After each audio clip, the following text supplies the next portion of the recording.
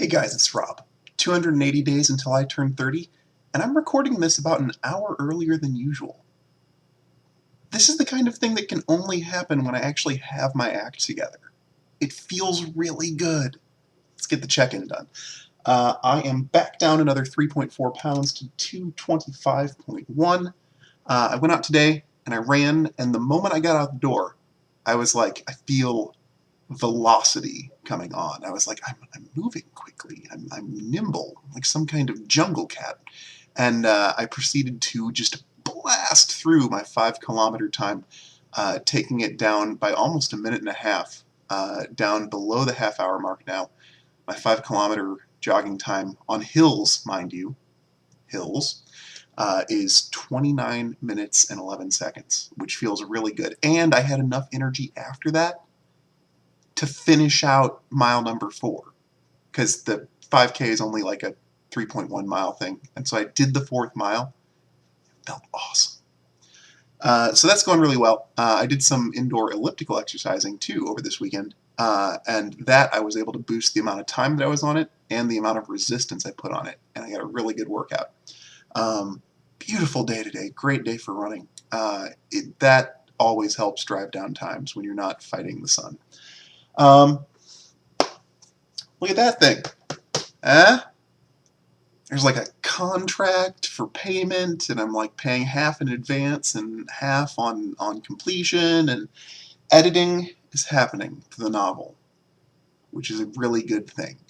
Now I turn my attention back to the short story, which I have neglected for a while, fixating on the editing of the novel, and that is going to that's not going to take up my full attention because I'm still in the spot where I'm sending that short story out to people for reading and feedback. So the things I need to turn my attention to now on the writing front include getting that cover art commissioned for the novel, which I never actually got around to. I know, I'm awful.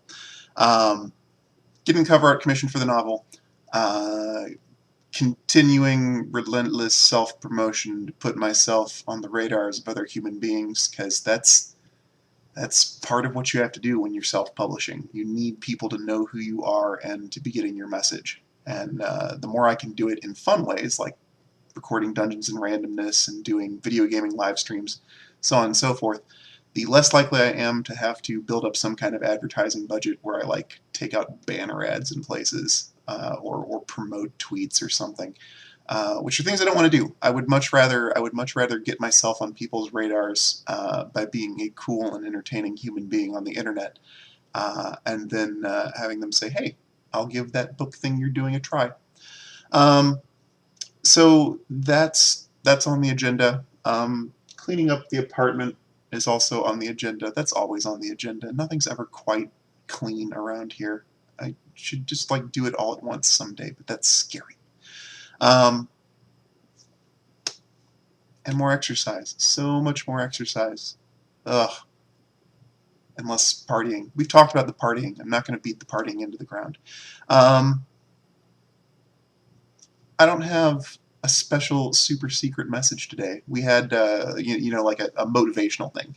I did a live stream on Twitch with members of the Dungeons and Randomness podcast. We played some Borderlands 2, Tiny Tina's Assault on Dragon Keep expansion, and that was a lot of fun. We got some good questions in the chat that we were able to respond to, and have a lot of fun with the viewers there.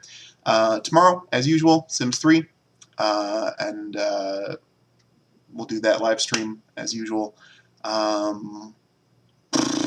What else is on the radar? McRadarson. Oh, starting September 15th. So we're in a situation right now with Dungeons and Randomness where multiple people are not able to make it to play for various reasons. So one of the things we're doing as content in the meantime, until we can get everybody back on schedule and able to record the main storyline, is that I'm going to run a brief superhero mini campaign. It's targeted to be about 3 sessions. But it's not just going to be normal supers, because when I asked what kind of city people wanted to be in, one person said high-tech and the other person said dark, and I said, well, that's just cyberpunk. What would superheroes do in a cyberpunk city? Ooh. So, starting on September 15th, we will have a little mini campaign on DNR, assuming people are not back and able to record regular DNR episodes. And we'll play around as cyberpunk superheroes using Mutants and Masterminds 3rd Edition, which I've been looking at a lot lately, and I'm excited to run. It's interesting to think about where superheroes fit thematically in a world that is starkly divided between haves and have-nots, your corporate overlords and your wage slaves slash slummers slash whatever you want to call it. And yeah, I like in a world where there's not necessarily actions you can do that are for the good of the entire community or the entire city. Anything you do is probably going to alienate something or someone because in cyberpunk settings, people are so factionalized. Not everybody's on the same side. The good is not universal. So I think that creates some interesting stuff. So we've got to get players rolling up superheroes to play in that. Should be exciting. Look forward to it. Dungeons and Randomness link below the video. And that's it from me. That's everything. Go forth and have a great week. I will see you Thursday.